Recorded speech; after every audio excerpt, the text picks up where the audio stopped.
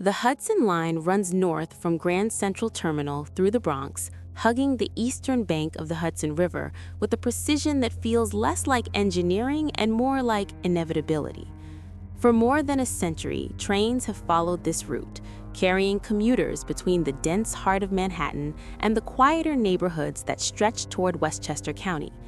The line is old, the infrastructure is older, and along one particular stretch just before the Spuyten Duyvil station, the track executes a sharp curve that has troubled engineers since the route was first laid. Spuyten Duyvil. The name itself carries weight.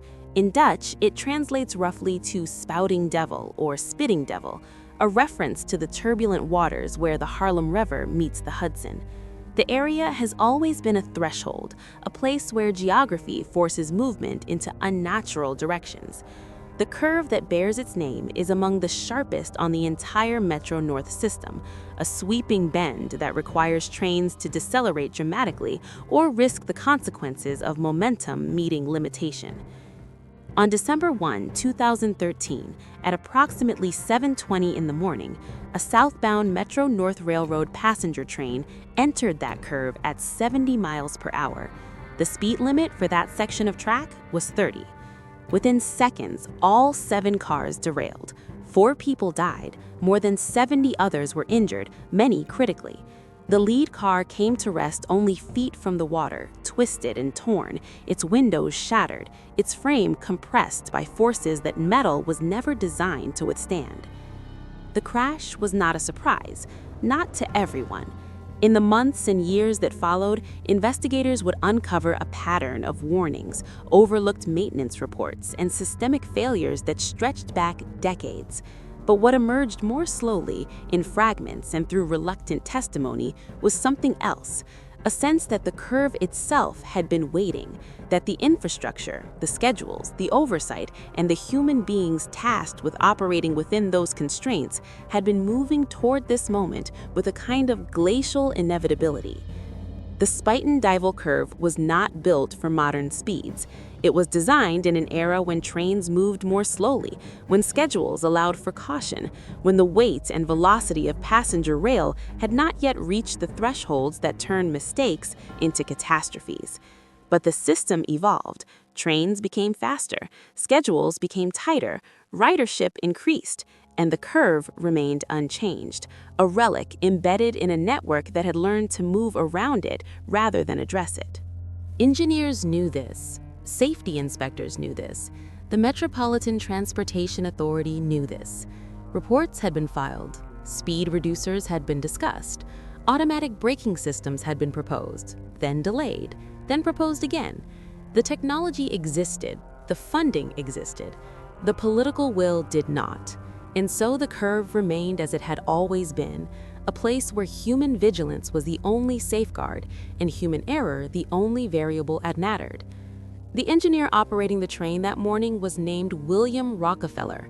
He was 53 years old. He had worked for Metro-North for more than a decade and had a clean record.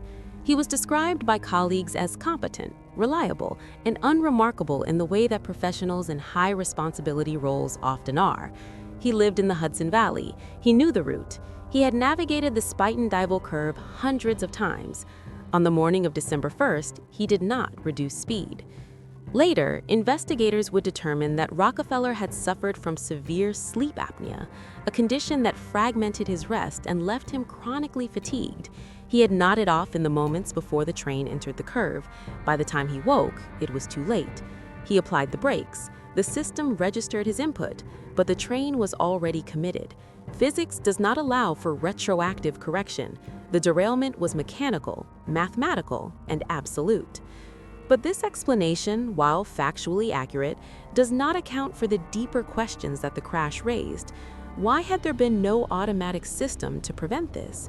Why had the installation of positive train control, a technology specifically designed to override human error, been delayed for years despite federal mandates?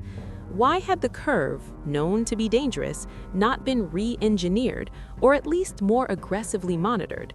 And why, in the aftermath, did so many people involved in the system describe a feeling not of shock, but of grim recognition? The National Transportation Safety Board conducted its investigation with the thoroughness that such disasters demand. They examined the wreckage, they analyzed the data recorders, they interviewed survivors, witnesses, and Metro-North personnel. Their findings were comprehensive and damning.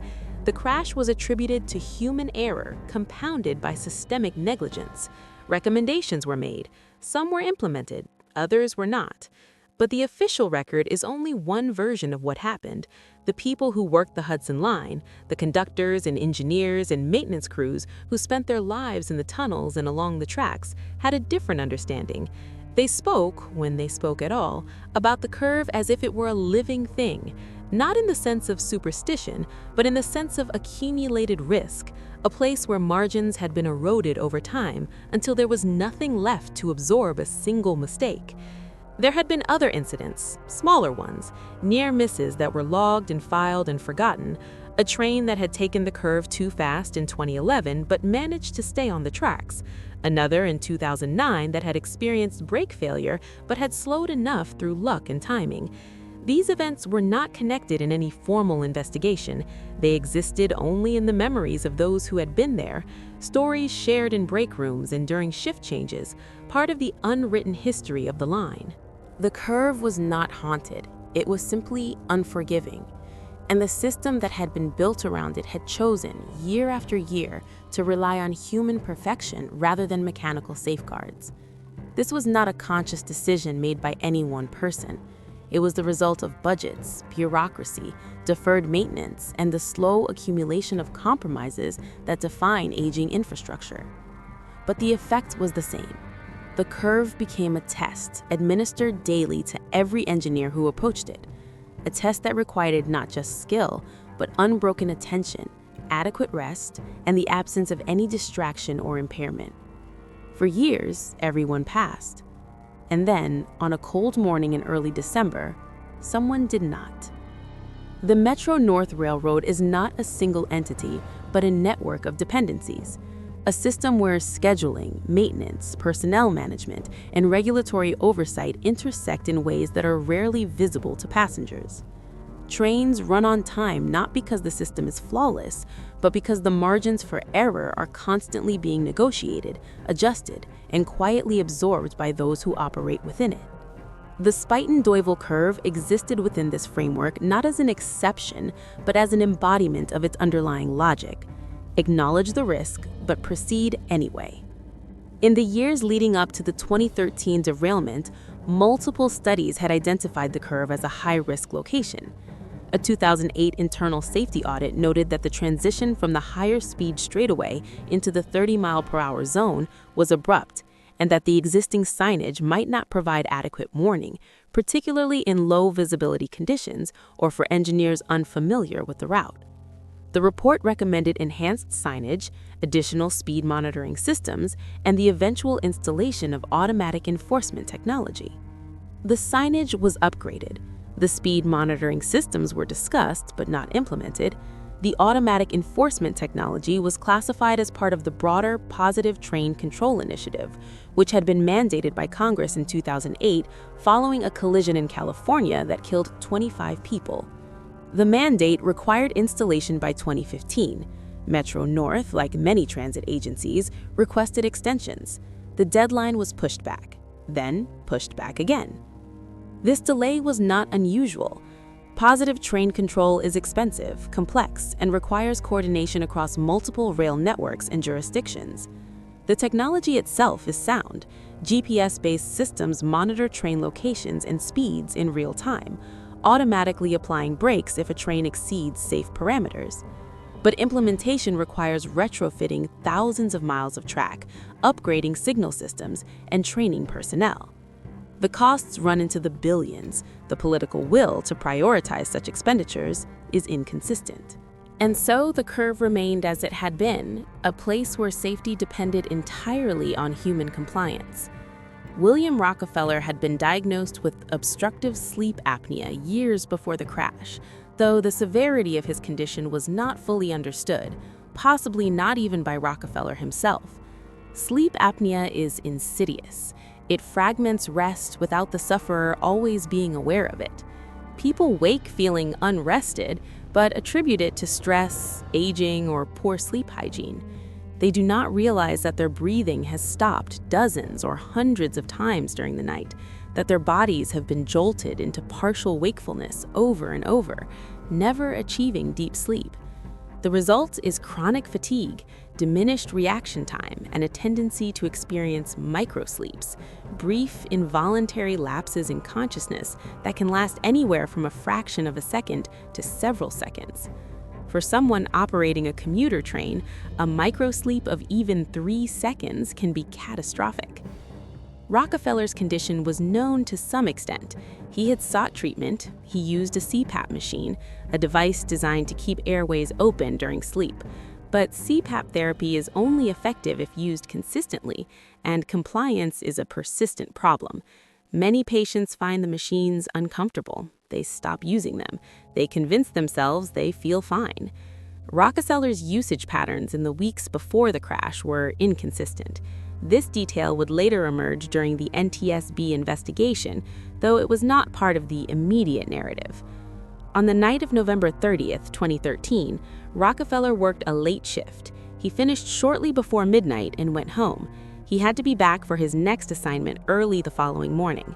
The turnaround was tight, but not unusual.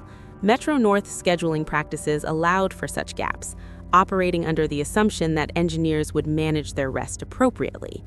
There was no formal fatigue management system, no monitoring of hours worked, no mandatory rest periods beyond the minimum required by federal regulation. Rockefeller slept poorly. His sleep apnea was untreated that night. He had not used his CPAP machine. By the time he reported for duty on the morning of December 1st, he had been awake in fragmented intervals for most of the night. He showed no outward signs of impairment. He passed no formal alertness test because none was required. He boarded the train, performed his pre-departure checks, and began the southbound run from Poughkeepsie to Grand Central Terminal. The train made its scheduled stops. Passengers boarded and disembarked. Everything proceeded normally. Rockefeller operated the train as he had done hundreds of times before. But as the train approached the Spuyten Duyvil curve, something changed. Witnesses in the lead car would later describe a sudden, terrible realization. The train was not slowing. They could feel it in the acceleration, in the way the car leaned into the curve with too much force. Some braced themselves, others shouted. One passenger lunged toward the front of the car, as if proximity to the engineer might help somehow. It did not. The train entered the curve at 70 miles per hour. The recommended speed was 30. The laws of physics are indifferent to intention. The centrifugal force exceeded the structural capacity of the rail. The lead car lurched off the track, dragging the others with it. Metal screamed. Glass exploded. The train rolled, twisted, and came to rest on its side, the lead car precariously close to the water's edge. 4 passengers died. 3 were killed on impact, their bodies crushed or thrown. 1 died later from injuries sustained in the derailment. 70 others were injured, some with fractures, lacerations, and internal trauma that would require surgeries and months of rehabilitation. Emergency responders arrived within minutes, but the scene was chaos. The train had come apart in a way that defied easy access. Survivors were trapped under wreckage. The smell of diesel fuel and scorched metal filled the air. It was cold, and the injured were going into shock. William Rockefeller survived. He was found in the engineer's compartment, dazed and injured. He could not explain what had happened. He remembered approaching the curve. He remembered realizing the train was going too fast. He remembered reaching for the brakes. But there was a gap, a blank space in his memory where the moments before the derailment should have been. He had fallen asleep. The NTSB would confirm this through analysis of the train's data recorders and Rockefeller's own testimony.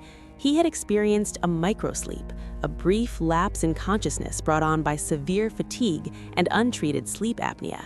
When he woke, the train was already committed to the curve.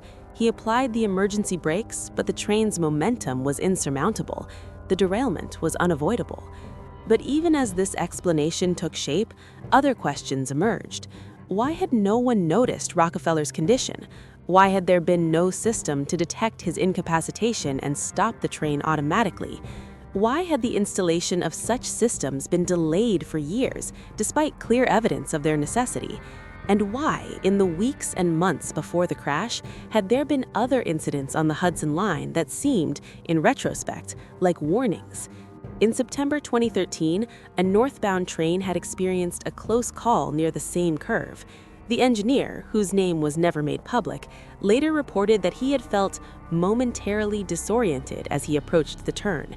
He had slowed the train in time, but he described the experience as unsettling, as if something about the approach to the curve had disrupted his focus. He filed a report, but no follow-up action was taken.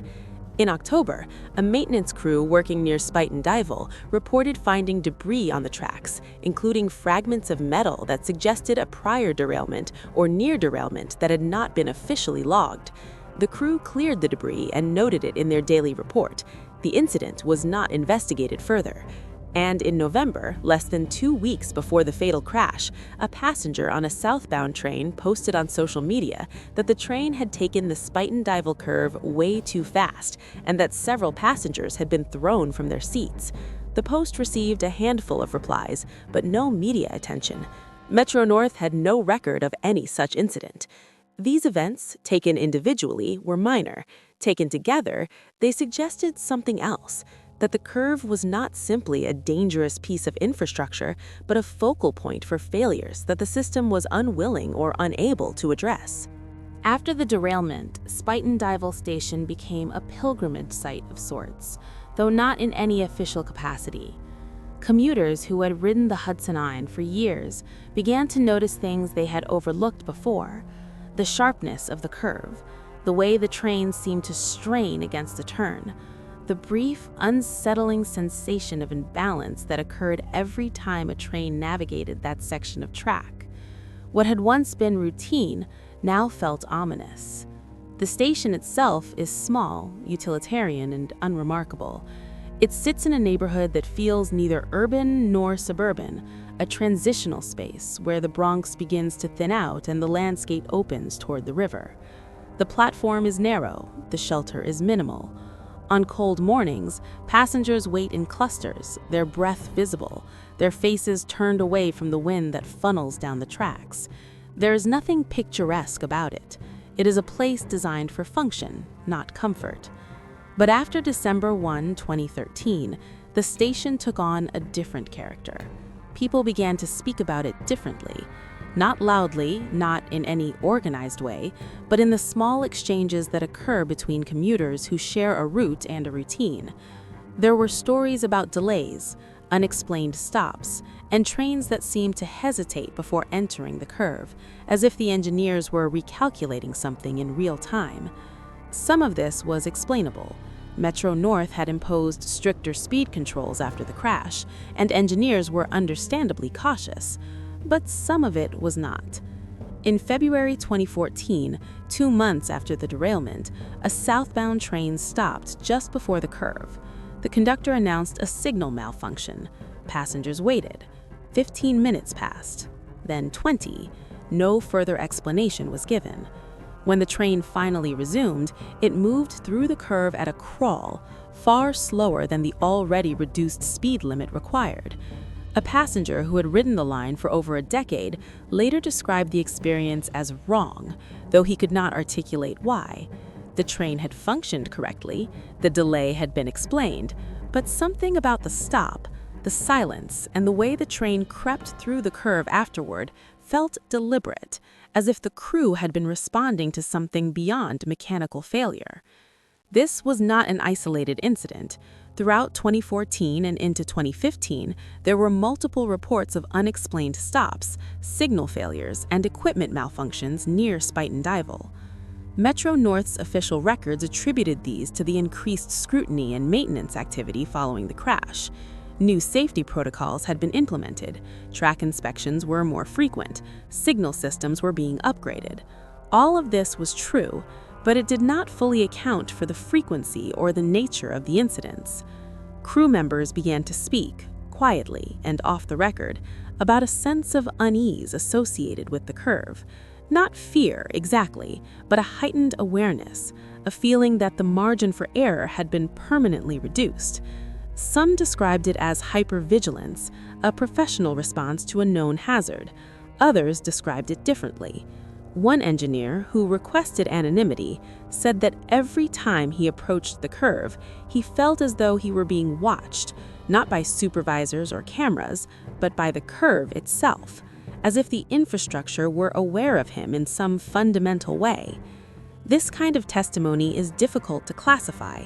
It does not fit neatly into the categories used by safety investigators or transit authorities. It is not evidence of mechanical failure or procedural violation. It is, instead, a description of psychological burden, the weight that accumulates in the minds of people who work in environments where mistakes are measured in lives lost. But there were other accounts, stranger and less easily dismissed. In March 2015, a passenger on a late-night southbound train reported seeing a figure standing on the platform at Spuyten Duyvil station as the train passed through without stopping. The station was closed at that hour. There should have been no one there. The passenger, a woman in her 40s who commuted regularly, described the figure as motionless, facing the tracks, dressed in what appeared to be dark, outdated clothing. She reported it to Metro-North. A security review found no evidence of trespassing. Surveillance footage from the station showed no one on the platform at the time in question. The woman insisted she had seen someone. She was certain. But without corroborating evidence, the incident was logged and forgotten. In July 2015, a maintenance crew working on the tracks near the curve reported hearing voices late at night. The crew consisted of 3 men, all experienced, all sober and alert.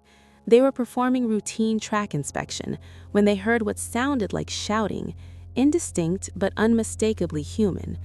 The voices seemed to come from the direction of the water. The crew stopped work and searched the area. They found nothing. No people, no boats, no explanation. They resumed work but finished the job as quickly as possible. One of the crew members later admitted that the voices had not sounded like calls for help, they had sounded like warnings. In October 2015, an off-duty Metro-North employee was walking near the Spuyten Duyvil station in the early morning hours. He had finished a late shift and was heading home. As he passed the platform, he heard the unmistakable sound of a train horn, sharp and urgent. He looked toward the tracks. There was no train. The line was empty. He checked his phone. No alerts, no delays, no train scheduled for another hour. He stood on the platform for several minutes, listening. The sound did not repeat, but he was certain of what he had heard. He did not report the incident. He mentioned it to a colleague weeks later, casually, as a curiosity. The colleague told him that others had heard the same thing, that it happened sometimes, late at night or in the early morning, when the station was empty and the tracks were silent, that no one talked about it because there was nothing to report. No train, no danger, just a sound where there should have been none. These accounts did not accumulate into any coherent narrative. They remained isolated, anecdotal, disconnected, but they shared certain qualities. They involved the curve, the station, or the immediate vicinity. They occurred most often during off hours, when the line was quiet and few people were present, and they were described by individuals who had no apparent reason to fabricate or exaggerate.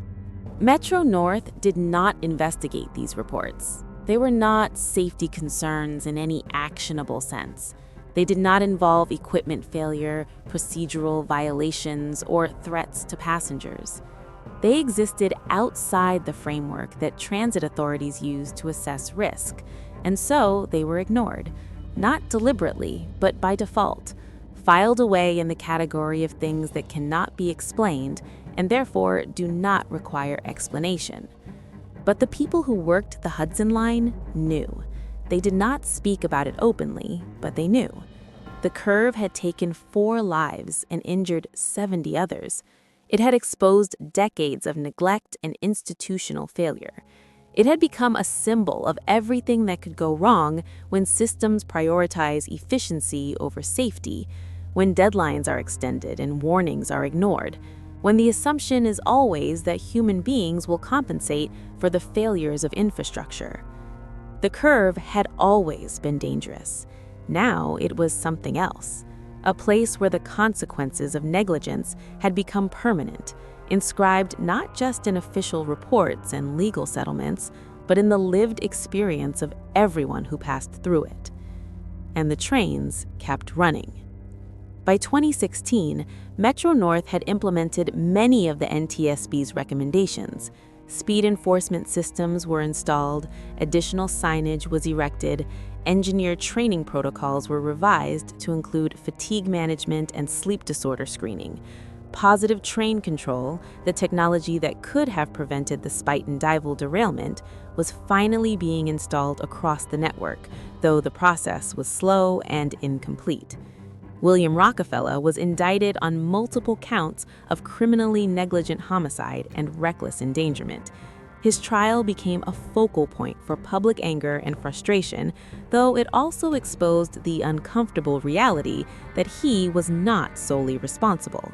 The system had failed, the infrastructure had failed, the oversight had failed. Rockefeller had fallen asleep, but he had been set up to fail by a network of decisions made long before he ever entered the engineer's compartment that morning.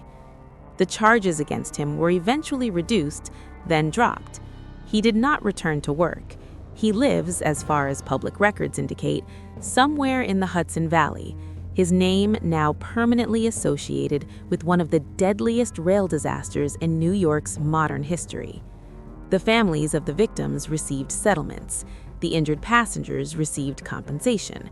The official narrative was established: a tragic accident caused by human error, compounded by systemic failures, now corrected through improved safety measures. The story was closed. But the curve did not forget. In 2017, a new engineer assigned to the Hudson Line reported experiencing severe anxiety every time he approached Spuyten Duyvil. He described it as irrational, overwhelming, a physical response that he could not control. He had not been involved in the 2013 crash. He had not known anyone who was, but the sensation persisted. He requested reassignment. His request was granted without question. He was not the first. He would not be the last. In 2018, a documentary crew attempted to film a segment about the crash at the Spuyten Duyvil station. They had permission from Metro-North and cooperation from local authorities. The shoot was scheduled for late evening, after regular service had ended. The crew set up their equipment, conducted interviews, and began filming B-roll footage of the curve and the station platform. The footage was unusable. Every shot of the curve was marred by visual distortions, artifacts that the crew could not explain. The camera operators were experienced professionals. The equipment was high-end and properly maintained, but the footage showed flickering shadows, blurred movements at the edges of the frame, and in one sequence, what appeared to be a human figure standing on the tracks, visible for less than a second before vanishing. The crew reviewed the footage multiple times. They could not determine the cause. They reshot the segment during daylight hours at a different location. The distortions did not recur. The original footage was archived and never used. In 2019, Metro-North quietly closed the Spuyten Duyvil station for a brief period, citing infrastructure improvements. The work was completed ahead of schedule. No detailed records of the improvements were made publicly available. When the station reopened, passengers noticed that the platform had been resurfaced, new lighting had been installed, and the waiting area had been enclosed with additional shelter. The changes were minor, but noticeable. What was not announced was that the closure had also included a comprehensive examination of the curve itself, prompted by repeated reports from engineers of anomalous readings on the speed monitoring equipment. The readings were inconsistent, appearing and disappearing without pattern, never severe enough to trigger a safety stop, but frequent enough to be concerning. Technicians inspected every sensor, every cable, every connection. They found no faults. The anomalies continued. In 2020, during the pandemic, ridership on Metro-North dropped precipitously. Trains ran on reduced schedules. The Hudson Line, usually crowded with commuters, was nearly empty. Engineers who worked the route during this period described it as eerie, not because of the absence of passengers, but because of the silence. Without the noise of crowds, the mechanical sounds of the train became more pronounced. The grind of wheels on rails, the hiss of brakes, the low hum of electrical systems. And on certain nights, when the train passed through Spuyten Duyvil, some engineers reported hearing something else beneath the mechanical sounds, a low rhythmic noise, almost like breathing, that seemed to come from the curve itself. None of this was reported officially. By this point, those who worked the Hudson Line had learned that certain experiences did not translate into actionable reports. They existed in the margins, shared informally, acknowledged with a nod or a brief comment, then set aside. The work continued, the trains ran, and the curve remained. In 2021, a journalist investigating the long-term impacts of the Spuyten Duyvil crash interviewed several former Metro-North employees who had worked the Hudson Line during the years following the derailment. None would speak on the record, but off the record, a pattern emerged. Many described feeling as though the crash had not ended, that its consequences were ongoing, manifesting not in dramatic incidents, but in small, persistent disruptions.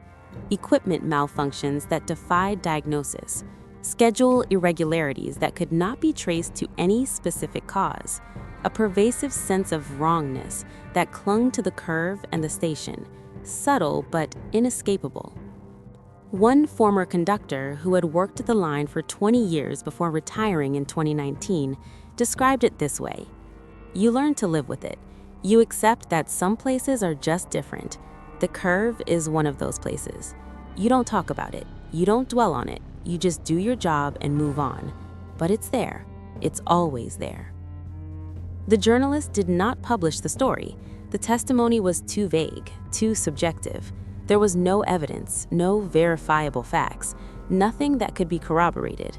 The story existed only in the memories of those who had experienced it, and they were not interested in making it public. In 2023, Metro-North completed the installation of positive train control across the entire Hudson Line. The system was tested, certified, and declared fully operational. It was a decade late, but it was done. Trains approaching the Spuyten Duyvil curve are now automatically monitored. If a train exceeds the speed limit, the system will override the engineer and apply the brakes. Human error is no longer a variable. The curve has been neutralized, rendered safe through technology. But the trains still hesitate. Engineers still feel the weight of the turn. Passengers still notice the way the car leans, the way the wheels shriek against the rails, the way the station appears and disappears in the space of a few seconds, a brief, dark interruption in an otherwise unremarkable commute. The crash happened once. 4 people died. 70 were injured. The system was examined, failures were identified, corrections were made. The official record is clear. The story is over. But the curve is still there. The tracks still run through it. The trains still follow the route day after day, thousands of times a year, carrying people who do not know the history, who do not feel the weight, who board and disembark and go about their lives without ever thinking about what happened or what might still be happening in the few seconds it takes to navigate that turn. The infrastructure remembers, the metal remembers, and somewhere in the darkness beneath the wheels, in the cold space between the rail and the river, the curve waits. Not for another crash, not for another failure, but simply to exist, patient and implacable, a permanent scar on a system that moves forward because it has no other choice. The trains keep running, they always will, and the curve will always be there, sharp and unyielding, a place where history folded in on itself and never quite unfolded again. This is the dark story of New York's curve train crash, the one that happened, the one that no one stopped, the one that remains, even now, embedded in the infrastructure and in the minds of those who pass through it, a reminder that some places are defined not by what they are, but by what they have taken and will never give back.